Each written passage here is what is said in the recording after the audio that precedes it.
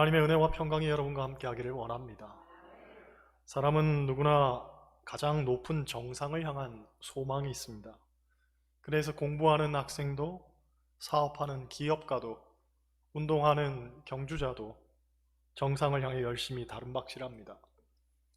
그런데 이 정상을 향한 여정에 있어서 가장 힘든 것이 있다면 아마도 자신의 마음을 다잡는 일일 것입니다. 왜냐하면 인생의 정상이란 사실 굉장히 모호한 개념이기 때문입니다. 산이라면 정상에 비석이라도 있습니다. 그리고 높다란 곳에서 내려다보는 묘미가 있죠. 그런데 인생은 그렇지가 않습니다. 가도 가도 끝이 없고 정상이라고 생각했는데 더 높은 곳이 있고 열심히 오르긴 했는데 어느 날 보니 문득 내리막길을 걷고 있는 겁니다. 가끔 이런 현실을 수용하지 못해서 자신의 존재 자체를 부인하는 이들도 있지만 삶의 정상이 꼭 높은 곳에 위치해 있는 것은 아니라는 것을 알 때쯤 우리는 그렇게 죽음과 더욱 가까워지게 되는 겁니다. 요즘 올림픽이 한창입니다. 이맘때쯤이면 선수들이 흘리는 땀방울에 모든 초점이 맞추어지게 됩니다.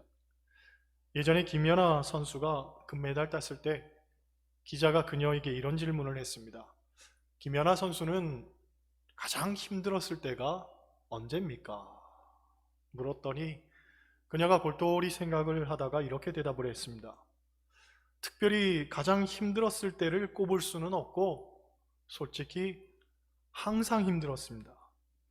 기쁨은 잠깐이고 그 순간을 빼면 항상 힘들었습니다. 하지만 이제 와서 생각을 해보니 그런 힘든 과정이 없었다면 오늘 이런 기쁨은 없었을 것입니다. 여러분, 정상을 향해 달려가는 길은 절대로 만만하거나 녹록지가 않습니다. 선수들이 금메달을 따기 위해 훈련하는 과정들을 보면 정말 혹독한 시련들을 다 견뎌내야 됩니다. 그런데 이 시련들이 엄밀히 보면 사실은 자기 자신과의 싸움인 거죠. 얼마나 자기 자신을 극복하느냐가 성패를 좌우하는 겁니다. 프랑스의 극작가이자 소설가였던 빅토르 위고는 인간에게는 세 가지 싸움이 있다고 말합니다. 첫째는 자연과의 싸움이고, 둘째는 다른 이와의 싸움이며, 셋째는 자기 자신과의 싸움이라고 했는데, 그 가운데 제일 힘든 것이 바로 자기 자신과의 싸움이라는 겁니다. 여러분, 신앙생활이 힘든 것은 어찌 보면 이것도 자신과의 싸움이기 때문에 그렇습니다. 내가 원하는 육체의 소욕을 따르지 않고 하나님께서 원하시는 뜻을 받아들이는 것이 신앙생활의 관건인데 안타깝게도 이게 잘 되질 않죠. 생각해보면 우리는 끊임없이 하나님 앞에 내 뜻을 관철시키기 위해서 엎드립니다. 하지만 항상 결과는 정해져 있습니다. 하나님의 뜻을 받아들이게 되는 거죠. 그리고 받아들이기만 하면 끝이 나는데 그게 싫어서 우리는 매양 끝나지 않는 씨름을 계속하는 거죠. 그래서 이런 말도 있습니다. 이 세상에서 가장 무서운 적은 자기 자신이다. 즉 스스로 해답을 너무나 잘 알고 있지만 결국 목리를 부리며 끝까지 여깃장 놓는 것도 자기 자신이더라는 겁니다. 상담하시는 분들의 이야기를 들어보면 사람들이 상담을 하러 올 때에 대부분 답을 가지고 온다고 합니다. 답을 몰라서 그걸 물으러 오는 사람은 거의 없고 이미 스스로는 답을 정해놓고 내가 생각한 것을 확인하고 싶거나 혹은 지지받고 싶어서 온다는 거죠. 목회와 상담에 관한 책을 보면 목회 상담이 어려운 이유도 그것 때문이라고 합니다. 표면적으로는 하나님의 뜻을 묻지만 자기 나름대로는 이미 답을 다 정해놓고 와서 묻는다는 거예요. 그래서 만약 자기 뜻과 합치되는 대답을 목사가 해주면 괜찮지만 그렇지 않고 반대되는 대답을 하면 시험에 들거나 자칫 목사를 미워하고 교회를 떠날 수도 있다는 거죠. 그래서 제가 대학원 다닐 때 목회 상담을 전공한 교수님이 수업 시간에 하신 말씀이 목회 상담에 있어서 제일 좋은 것은 상담을 안 하는 것이다. 이렇게 말했습니다. 이미 답을 다 스스로가 정해놓고 찾아왔는데 뭐라고 대답해 주겠어요? 왜 묻냐는 거예요. 사람만 난처해지게. 하지만 그럼에도 불구하고 분명히 목회를 하다 보면 물으러 오는 사람이 있는데 그때에는 이렇게 대답을 해주라는 거예요. 기도해 보겠습니다. 예, 아니요로 대답하면 절대로 안 된다는 거예요. 분명 시험 들고 반감을 갖는 사람이 있기 때문에 기도해 보겠습니다. 그게 제일 좋다는 거죠. 가끔 제가 집사님, 권사님들에게 기도해 보겠습니다. 그러면 우리 목사님이 난처해 하는구나. 그렇게 생각하시면 되는 거예요. 할렐루야. 오늘 본문을 보겠습니다. 본문 같이 읽습니다. 노하기를 더디하는 자는 용사보다 낫고 자기의 마음을 다스리는 자는 성을 빼앗는 자보다 나으니라. 아멘. 사실 자기와의 싸움이 가장 어려운 싸움이고, 그래서 외부로부터 오는 도전보다는 내 안에서부터 오는 이 도전이 정말 이기기 힘들다는 것 우리가 너무나 잘 알고 있습니다. 성경에 나오는 다윗을 보면 다윗은 골리앗과의 싸움에서도 이겼고, 목동으로 살 때에는 사자와 곰과의 싸움에서도 이겼습니다. 나중에 왕이 되어서도 수많은 전쟁, 수많은 장수들과 싸워 이겼습니다. 그랬던 그가 한가로 이 왕궁을 거닐다 우리아의 아내를 보는 순간 자기 안에 있는 이 욕정이 그를 사로잡은 거죠.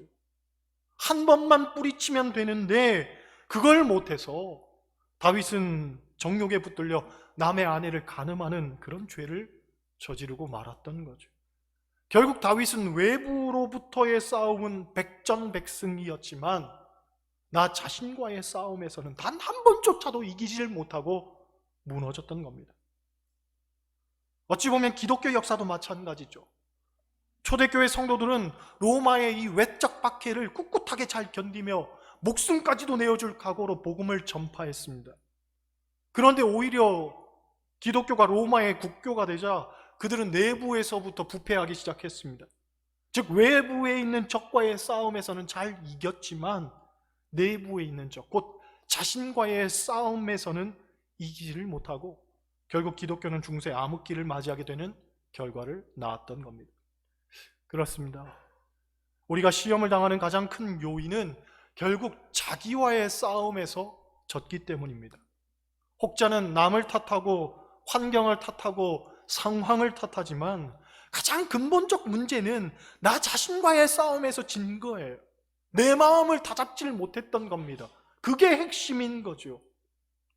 안타깝게도 사람이란 존재는 늘 그렇습니다. 조금만 방심하면 스스로에게 발목 잡히는 존재입니다. 그래서 사도 바울은 고린도전서 9장 27절을 통해서 이런 고백을 하죠. 내가 내 몸을 쳐서 복종케 한다. 내 몸을 쳐서 복종케 한다. 즉 나라고 하는 존재는 그냥 내버려 두면 안 된다는 거예요. 나란 존재는 쳐서 복종케 해야만 되는 그런 존재라는 거죠. 만약 그렇게 자기를 쳐서 복종케 하는 노력이 없다면 나의 자아가, 나의 욕심이, 나의 욕망이 결국은 죄를 향해 치우치게 되고 마침내 죄악 가운데 살게 되는 것은 너무나 자명한 일이라는 겁니다. 때문에 사도 바울은 자신에 있던 육체의 가시를 또한 고백하죠. 곧 육체적으로 나를 괴롭히는 가시와 같은 질병이 있지만 그것 때문에 오히려 하나님 앞에 겸손해질 수 있고 하나님만 의지할 수 있고 모든 상황 속에서 하나님께 의뢰하고 살게 되었으니 자신에게 있어서 가시는 너무나 필요할 뿐 아니라 유익한 도구가 된다는 거예요. 그 가시로 때때마다 나를 찔러 나를 쳐서 복종케 해야지만 내가 하나님 뜻을 준행하며 사는 존재가 되더라는 거예요. 돌아보면 우리도 마찬가지 아닙니까? 내가 가시라고 생각하고 정말 내 몸에서 빼어버리고 싶은 그것이 나로 하여금 하나님 앞에 엎드리게 하고 하나님 앞에 기도하게 만드는 도구가 되는 겁니다. 만약 그것이 없으면 좋을 것 같지만 아닙니다. 그것이 없다면 진즉 우리는 하나님 품을 떠났을지도 모릅니다.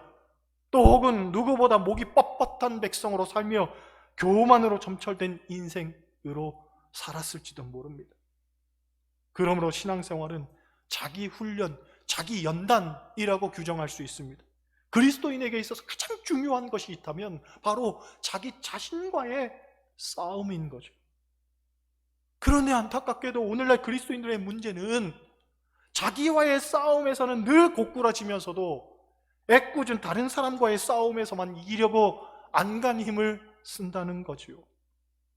여러분, 예수님이 자기와의 싸움에서 이겼기 때문에 구세주가 되었지, 만약 예수님이 다른 사람과 싸워서 이기려고 했다면 어찌 우리의 구세주가 되었겠습니까?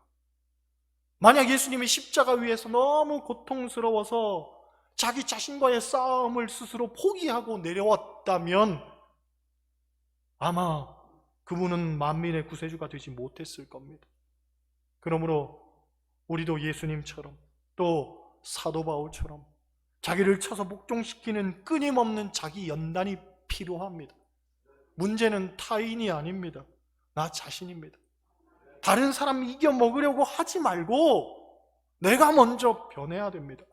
내가 먼저 희생하고, 내가 먼저 용납하고, 내가 먼저 예수님 닮은 삶을 살아야 되지 않겠습니까? 다른 누가 아니라 바로 내가. 할렐루야. 어느 큰 교회 목사님이 신장이 좋지 못해 병원을 입원하게 되었습니다. 검사를 해보니 신장이 완전히 망가져서 그 기능을 상실해 버렸습니다. 의사가 하는 말이 보통 신장이 안 좋으면 투석을 해야 되는데 목사님은 투석 가지고는 안 되고 한시라도 빨리 신장 이식을 해야 한다고 했습니다. 그런데 신장을 도대체 어디서 구한단 말입니까? 주일날 목사님이 광고 시간에 이 사실을 성도들에게 실토했습니다. 여러분, 제 신장이 완전히 망가져서 의사가 한시라도 빨리 신장 이식을 해야 된다고 말합니다. 아무래도 제가 목회의 일을 제대로 감당하기 위해서는 신장을 기증받아야 하는데, 신장은 하나가 없어도 살아가는 데는 아무런 지장이 없다고 합니다. 죄송하지만 주의 종을 위해서 신장을 기증할 분이 있다면 혹시 이 시간 뜻 있는 분은 한번 손을 들어주시기 바랍니다. 목사님이 눈물로 하소연을 하니 그 모습이 마음에 걸렸던지 제 앞에 계시던 연로하신 할머니 권사님 한 분이 손을 들었습니다. 할머니 권사님이 손을 드니 그 옆에 있던 장로님이 못내 손을 들었습니다. 장로님이 손을 드니 다른 장로님들도 마지못해 뒤따라 손을 들었습니다. 그 뒤로 교인들이 1명, 2명 손을 들기 시작하더니 나중에는 그 교회 교인들 전부가 손을 들었습니다. 거기 모여있던 교인들이 1000명이 넘었는데 그 많은 교인들이 다 손을 든 거죠. 그러니 목사님이 얼마나 감동하고 감격스러웠겠습니까? 당신들 모두 당신을 위해서, 목사님 위해서 모두가 신장을 기증하겠다고 손을 드니 목사님이 눈물이 앞을 가리는 거죠. 목사님이 일단 손을 다 내리라고 한 다음에 이렇게 말했습니다. 여러분, 성경에서도 어떤 일을 할 때에는 제비를 뽑았으니까 우리도 성경적인 방법으로 합시다. 여기서 제비 뽑기를 합시다. 다만 제비를 어떻게 뽑냐면, 이 추운 겨울 마침 제가 오리털 잠바를 입고 있는데 이 오리털 잠바에서 제가 오리털 하나를 뽑아왔습니다. 이걸 날려서 머리 위에 앉는 사람이 하나님이 지명하신 것으로 알고 신장을 기증하기로 합시다. 그렇게 말했더니 교인들이 다들 그게 좋겠다고 동의를 했습니다. 목사님이 오리털을 들고 하고 입힘을 세게 불었더니 오리털이 하늘로 날아갑니다. 한참 둥실둥실 떠다니더니 이내 어느 집사님 머리에 사뿐히 내려앉으려고 하는데 그 집사님이 오리털을 보면서 말했습니다. 주여,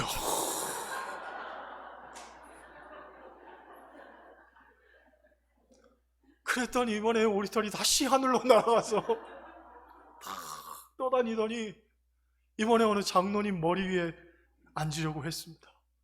그랬더니 장로님이 더 크게 외치는 거예요. 슈!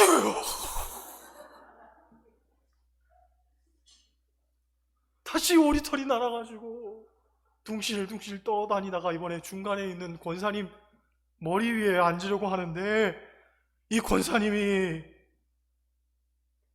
할렐루야 할렐루야 할렐루야 하고 박수를 쳐서 오리털이 날고 날고 날아 지금까지도 그 교회에 공중에서 떠다니고 있다. 그래서 목사님이 신장 기증도 못 받고 돌아가셨다는 전설 따라 삼천리가 전해져 옵니다. 여러분, 말로는 누구나 다 대단한 신앙인 같이 행동합니다. 때로는 순교도 거뜬히 각오할 것처럼 이야기를 합니다. 그런데 정작 벌어진 현실 앞에서는 냉담하고 그 누구보다 먼저 꽁무니 빼고 사는 게 오늘날 그리스도인들의 현주소입니다. 물론 비단 신앙생활의 문제만도 아닙니다. 기실 우리의 삶을 돌아보면 늘 타인에게서 문제를 찾고 그래서 문제의 원흉을 다른 사람에게로 몰아가는 이 못된 습성이 우리 모두에게 항상 잔존합니다. 부부관계만 해도 그렇습니다. 나에게서 문제를 찾아가고 발견하는 사람은 거의 없습니다. 늘 내 아내가 문제고 내 남편이 문제인 겁니다. 어느 남편이 결혼 30주년을 맞는 해에 아내의 생일날 어떤 선물이 받고 싶은지를 물었습니다. 그랬더니 아내분이 말하기를 다른 선물은 필요 없고 그날 남편의 하루 중 2시간만 내게 달라고 2시간만 달라고 이야기를 했습니다. 하루의 시간 중 2시간을 달라고 하니까 같이 식사하려고 하나? 영화 보려고 하나? 오랜만에 데이트하려고 하나? 하는 생각으로 남편이 흔쾌히 알았다고 대답을 했습니다. 드디어 생일날 저녁 아내분이 남편에게 말했습니다. 여보, 내가 이제 2시간 동안 말을 할 텐데 내가 무슨 이야기를 하든지 당신은 듣기만 하고 아무 말도 하지 마세요. 나한테 2시간 준다고 약속했으니까 2시간 동안 내 얘기를 좀 들어봐요. 그러고는 두 사람이 처음 만났을 때부터 지금까지의 이야기를 시작을 했습니다. 그런데 남편이 듣다 보니 사실이 아닌 부분이 많았습니다. 그래서 말을 끊으며 여보, 그건 아닌데 그랬더니 아내가 2시간만 제발 2시간만 들어봐요. 나에게 2시간 주기로 약속했으니까 2시간만 들어봐요 하고 말을 이어나갔습니다. 남편이 아내의 이야기를 듣는데 10분이 지나니 속이 뒤틀리고 20분이 지나니 화가 치밀어 오르고 30분이 지나니 조금만 더 들으면 머리가 아주 폭발할 것 같았습니다. 너무너무 힘들었습니다. 사실 길지 않은 시간인데 그 시간 나는 아무 말도 못하고 아내의 이야기를 듣는 것이 너무 갑갑했습니다. 그런데 1시간이 넘어가고 시간이 지나면서 아내가 지난 30년을 어떻게 살아왔는지 무슨 생각으로 견뎌왔는지 느끼기 시작했습니다. 그리고 충격을 받았습니다. 부부로 30년을 살아오면서도 어떻게 아내의 마음과 생각과 감정을 이렇게 모르고 살았을까? 지금까지 겪었던 아내의 아픔과 상처를 내가 어찌 이렇게도 몰라줬을까? 왜 전혀 다른 생각과 다른 관점과 다른 판단을 하고 살았을까? 그런 생각이 들더라는 거죠. 그동안 부부간에 갈등이 생기고 문제가 생길 때마다 남편은 마냥 부족한 아내의 문제라고 생각을 했는데 2시간 동안 아내의 이야기를 듣다 보니 그게 아니구나. 내 문제이기도 하구나. 내 문제이기도 하구나. 이런 생각이 들더라는 거예요. 여러분, 오늘날 현대인들이 가장 관심을 두는 분야 가운데 하나가 소통입니다. 얼마 전 강릉에도 소통 전문가를 자처하는 김창옥 교수가 콘서트를 왔었는데 티켓 값이 15만 원, 20만 원이 넘습니다. 저도 가고 싶은 마음은 굴뚝 같았지만 돈 생각하며 안 갔죠.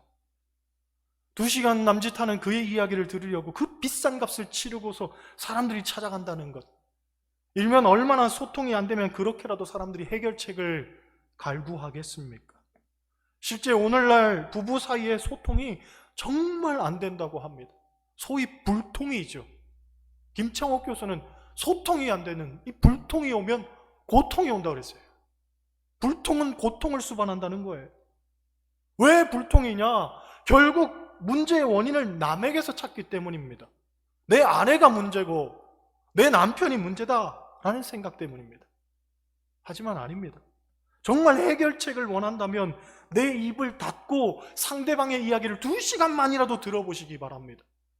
과연 나에게는 문제가 없었던가? 신앙생활도 마찬가지라고 봅니다.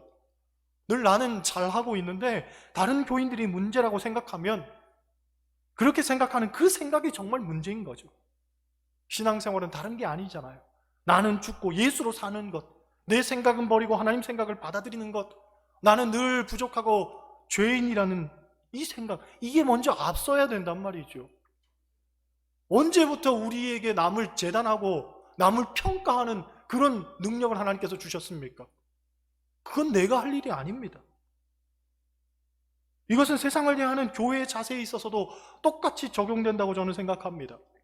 그동안 교회는 세상에 대해서 고자세였습니다. 즉 교회는 문제가 없고 문제가 있는 세상을 교회가 변화시켜야 한다고 여겼습니다.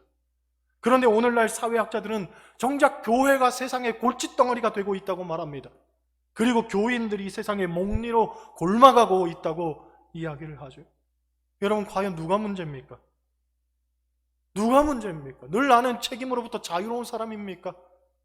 늘 나는 잘하고 있습니까? 아내로서 난 늘 잘하고 있고 남편으로서 늘 나는 잘하고 있고 교인으로서 늘 나는 잘하고 있고 세상에서도 나는 늘 잘 살고 있습니까? 참된 신앙생활은 자기를 보는 눈이 떠지는 겁니다. 그리고 삶과 하나님 안에서 나를 다듬으며 내 마음 먼저 지켜가야 됩니다. 오늘 본문은 우리에게 분명히 말하죠. 노하기를 더디하는 자는 용사보다 낫고 자기의 마음을 다스리는 자는 성을 빼앗는 자보다 나으니라. 이 시대 우리가 할 일은 너무나 자명합니다. 하나님 안에 내 마음 지키고 사는 겁니다. 하나님 보시기에 부끄럽지 않게 내 마음 다스리며 사는 겁니다. 하나님 안에서 여러분의 마음 잘 지키며 하나님 기뻐하는 삶 온전히 살아내시기를 주님의 이름으로 간절히 축원합니다. 기도하시겠습니다.